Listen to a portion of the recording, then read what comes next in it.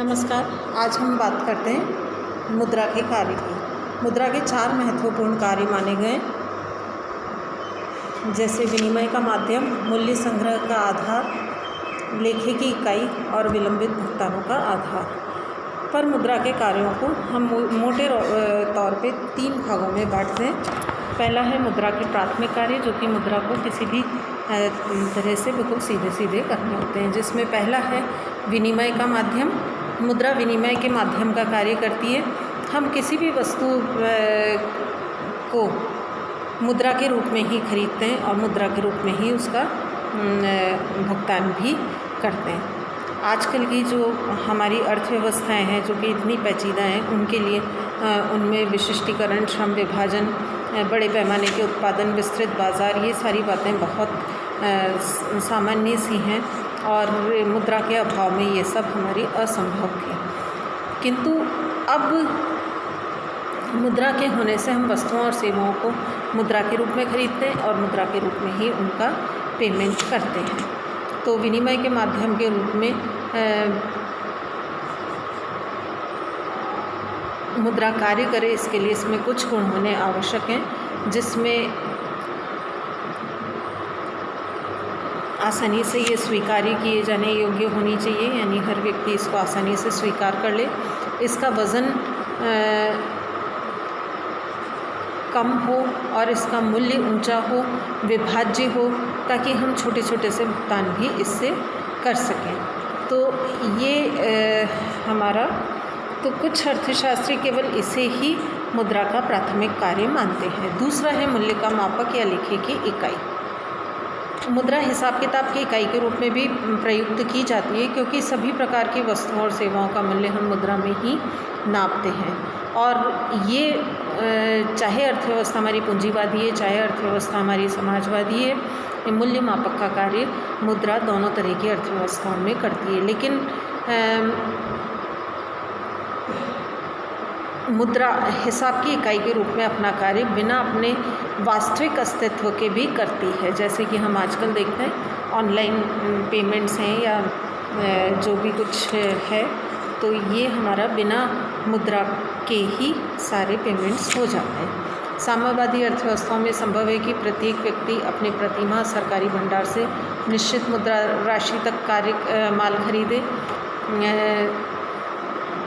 ये उसमें हो सकता है। तो मुद्रा विनिमय के माध्यम के रूप में प्रयुक्त कई जगह नहीं होते, लेकिन हिसाब किताब की इकाई के रूप में ये प्रयुक्त होती है। विनिमय के माध्यम के रूप में कार्य करने के लिए मुद्रा में सामान्य स्वीकृति, विभाज्यता, वहनीयता आदि गुणों की आवश्यकता होती है। मुद्रा के गौण या सहायक कार्य हम देखें तो उसमें पहला है मूल्य संग्रह। मुद्रा के रूप में भविष्य के लिए मूल्य संग्रह या धन संग्रह करने का कार्य सुगम हो जाता है। भविष्य में हम वस्तुओं और सेवाओं को खरीद पाएँ, इसके लिए हम शक्ति का हम संग्रह करते हैं और ये हमारा मुद्रा के रूप में बहुत आसान होता है, क्योंकि वस्तुओं को हम इकट्ठा करके भविष्य के लिए नहीं रख सकते, क्योंकि उनमें ख़राब होने का डर हमेशा बना रहता है। और दूसरी बात ये है कि मुद्रा में सबसे अच्छी बात ये होती है कि इसका मूल्य अपेक्षाकृत ज़्यादा स्थायी होता है। वस्तुओं और सेवाओं का मूल्य हमारा घटता बढ़ता रहता है। चौथा है विलंबित भुगतान का आधार। विलंबित भुगतान का आधार यानी लेखे की इकाई में अगर हम समय तत्व को और जोड़ दें तो ये हमारे विलंबित भुगतान का आधार बन जाता है। यानी हम वस्तु या सेवा अभी खरीदें और उसका भविष्य में हम पेमेंट करें, या तो ये हमारा मुद्रा के द्वारा संभव है, क्योंकि हर व्यक्ति इसको लेने को तैयार होता है। नेक्स्ट है मूल्य का हस्तांतरण। मुद्रा मूल्य संग्रह का काम ही नहीं करती है, बल्कि मूल्य या क्रय शक्ति का हस्तांतरण एक व्यक्ति से दूसरे व्यक्ति को भी करती है। एक स्थान से दूसरे स्थान, एक व्यक्ति से दूसरे व्यक्ति को भी कर सकती है। इससे विनिमय का क्षेत्र काफ़ी विस्तृत हो जाता है। ये हमारे मुद्रा का ये काम पूर्ण वर्णित कार्यों में निकाला हुआ ही माना जाता है कि अब है मुद्रा के आकस्मिक कार्य। मुद्रा का आकस्मिक कार्य वो काम है जो कि मुद्रा के होने की वजह से हमारे संभव हो पाए, जिसमें पहला है साख मुद्रा का आधार। आजकल व्यापारिक बैंक साख का निर्माण करते हैं और ये साख का निर्माण हमारे इस मुद्रा के द्वारा ही संभव है। नकद जमा प्राप्त करके बैंक उसी पे आगे ऋण दे करके और अधिक मुद्रा का सृजन कर लेते हैं। तो ये साख निर्माण का आधार हमारी ये नकद जमा ही होती है और ये नकद जमा हमारी मुद्रा के रूप में होती है। तो इसलिए मुद्रा साख का निर्माण भी करती है। 7 पॉइंट है राष्ट्रीय आय के वितरण का आधार। फिर मुद्रा हमारे राष्ट्रीय आय के वितरण का आधार भी है। हमारे उत्पादन के सभी साधनों में हमारी राष्ट्रीय आय का वितरण किस तरह से होगा, ये हम मौद्रिक रूप में ही पूरे बाज़ार में जितनी वस्तुओं और सेवाओं का उत्पादन हुआ उनके मूल्यों से हम गुणा करके हमारी राष्ट्रीय आय को हम निकाल सकते हैं। और इनमें लगने वाले हमारे उत्पादन के साधनों को हम उनकी उत्पादकता, सीमांत उत्पादकता के आधार पर राष्ट्रीय आय में उनका भाग दे सकते हैं। नेक्स्ट है उपभोक्ताओं और उत्पादकों द्वारा साधनों का सर्वोत्तम उपयोग। फिर उत्पादन और उपभोक्ता भी अपने सीमित साधनों का व्यय अधिकतम उपयोगिता प्राप्त करने के लिए वस्तुओं की सीमांत उपयोगिता के अनुपात में और उनकी कीमतों के अनुपात को बराबर करके करते हैं। तो ये कीमतें हमारी मुद्रा के रूप में ही नापी जाती हैं। तो इसलिए उपभोक्ता और उत्पादकों के द्वारा साधनों का सर्वोत्तम उपयोग ही मुद्रा के द्वारा संभव होता है। 9th है धन को तरलता प्रदान करना। इसके अतिरिक्त मुद्रा धन को विभिन्न रूपों में, चाहे जैसे मकान है, कार है, शेयर है, ऋण पत्र है आदि को तरल रूप प्रदान कर सकती है, क्योंकि इनके अपने अपने बाज़ार होते हैं और इनको जब आवश्यकता हो तब बेच करके वापस धनराशि प्राप्त की जा सकती है, नकद राशि प्राप्त की जा सकती है। नेक्स्ट है अन्य कार्य। फिर मुद्रा बचतकर्ताओं को विनियोगकर्ताओं से मिलाती है। जो व्यक्ति बचत करते हैं और जो व्यक्ति विनियोग करते हैं वो मुद्रा के रूप में ही करते हैं और ये मुद्रा ही इन दोनों के बीच का आधार होती है। अब हम देखें मुद्रा का महत्व। मुद्रा वो धुरी है जिसके चारों ओर हमारा अर्थतंत्र चक्कर लगाता है। तो मार्शल ने ये कथन बताया था। तो मुद्रा ही हमारे पूरी आर्थिक क्रियाओं का आधार है और आर्थिक क्रियाओं को संचालित करती है। तो इसका महत्व अगर हम देखें तो आर्थिक क्षेत्र में महत्व सबसे पहले हम देखें तो सबसे पहला है उपभोक्ताओं के लिए मुद्रा का महत्व। उपभोक्ता मुद्रा का प्रयोग अपनी इच्छा के अनुसार कर सकते हैं।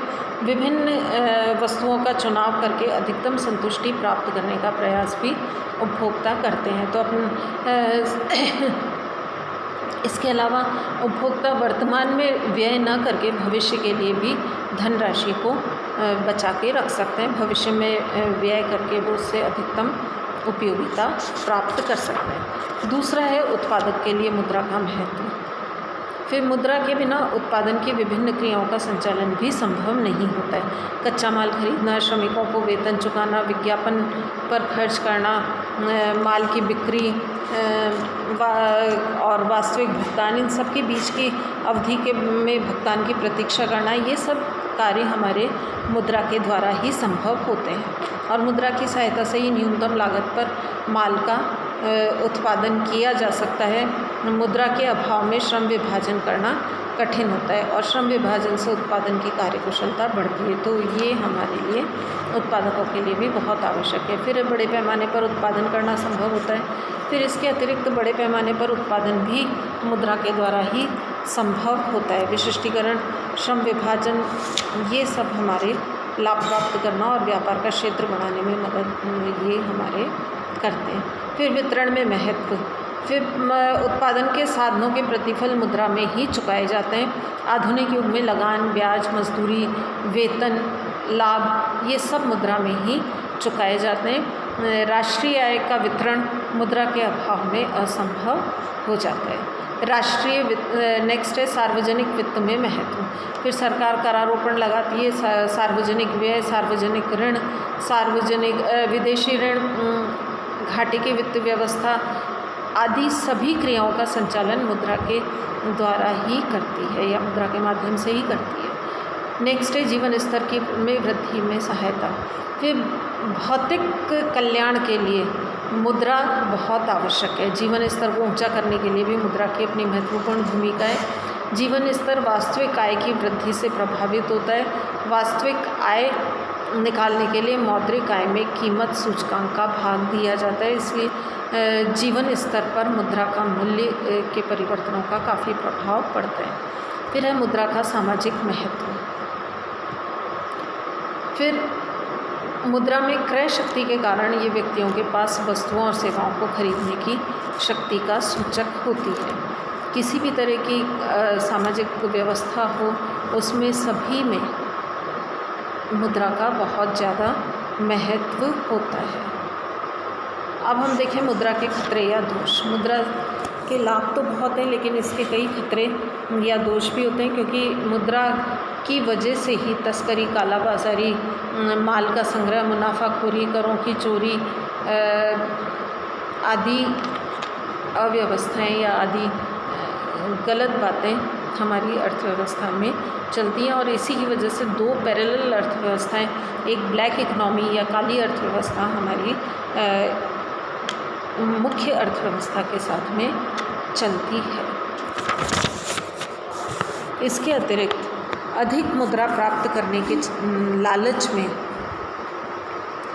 लोग बहुत गलत काम भी करते हैं, जिसमें चोरी है, डकैती है, इस तरह के काम भी लोग करते हैं। अब हम देखें इसके कुछ आर्थिक दोष। आर्थिक दोषों में सबसे पहला है कि मुद्रा का मूल्य अस्थिर होता है। मुद्रा का मूल्य मुद्रास्फीति के दौरान मुद्रा का मूल्य घट जाता है, जिससे आय की असमानताएं बढ़ जाती हैं। धनी लोग अधिक धनी हो जाते हैं, गरीब और गरीब हो जाते हैं, और ये हमारे लिए एक बहुत बड़ी चुनौती अर्थव्यवस्थाओं के लिए हो जाती है। दूसरा है मुद्रा व्यापार चक्रों को जन्म देती है। अर्थव्यवस्था में उतार चढ़ावों को बढ़ाने में मुद्रा का बहुत बड़ा योगदान होता है। आर्थिक तेज़ी, आर्थिक मंदी, ये जो स्थितियां हमारी अर्थव्यवस्था में उत्पन्न होती हैं, ये सब मुद्रा की वजह से ही होती हैं, और मुद्रा का इसमें एक बहुत प्रभावशाली रोल इसमें होता है। इसीलिए व्यापार चक्रों पर काबू पाने के लिए मौद्रिक नीति के अलावा राजकोषीय नीति का भी सहारा लिया जाता है। फिर मुद्रा और पूंजी का केंद्रीयकरण। फिर मुद्रा पूंजी के केंद्रीयकरण को बढ़ाती है। मुद्रा का कुछ लोगों के हाथों में मुद्रा जब केंद्रित हो जाती है तो इससे वित्त पूंजीवाद का उदय होता है, जिससे वित्त स्रोतों पर चंद पूंजीपतियों का नियंत्रण हो जाता है। यदि देशवासी दूसरे देश में मुद्रा भेजना शुरू कर देते हैं तो जिस देश से मुद्रा बाहर जाती है उनको कठिनाई का सामना करना पड़ सकता है।